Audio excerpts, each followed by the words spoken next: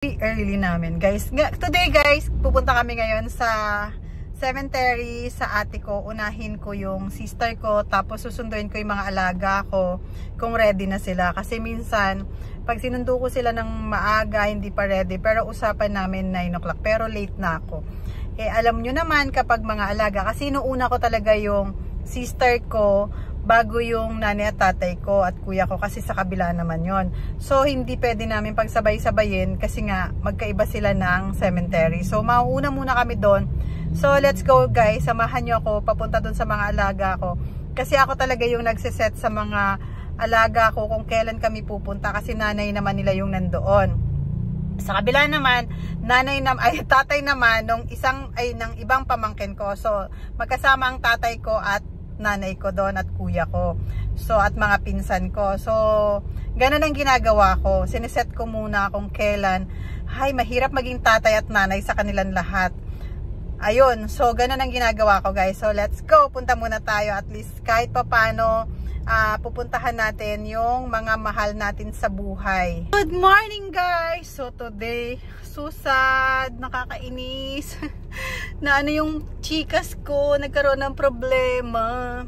Nakuha kasi yung pera ko, tapos buti konti lang. Hindi ko alam kung saan ba napunta, kasi kahapon may nag-ano sa akin, parang may nagsesend na mga yung mga reference. Pagtingin ko, buti na lang, konti lang talaga laman ng Gcash ko, 1,000 nakuha talaga siya. Pero i-check ko mamaya anong nangyari sa Gcash ko. Nagka-problema Gcash ko guys. So minsan feeling ko hindi safe na yung Gcash, kasi nga 2 times na yata ako nagkaganyan. Super traffic.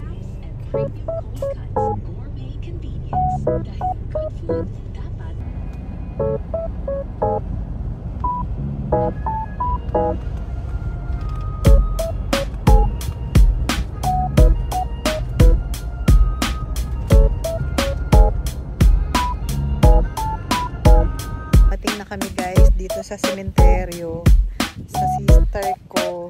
Yan.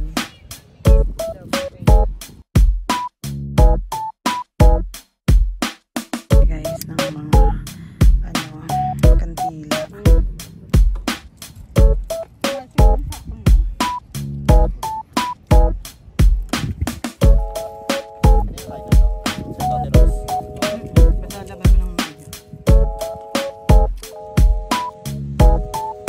Sarap papi.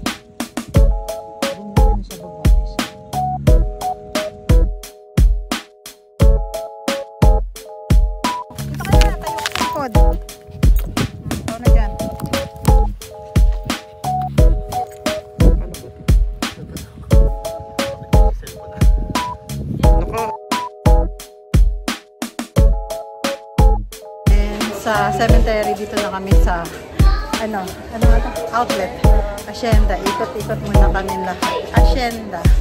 Ikot-ikot muna kami.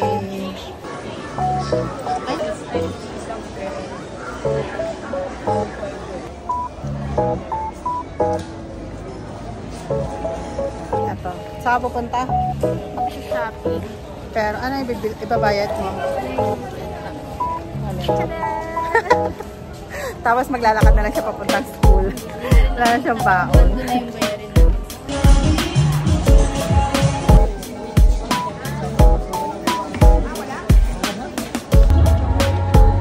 Kami sa Figaro. Ayan. Magre-relax daw muna kami. Kahit pagod na kami. Tingnan niyo yung tsura ko. Sobrang pagod na. Kaya mag-ano daw muna kami. After cemetery, punta kami dito sa outlet, pero magdi-drinks lang kami. Tapos si Sula kasama namin.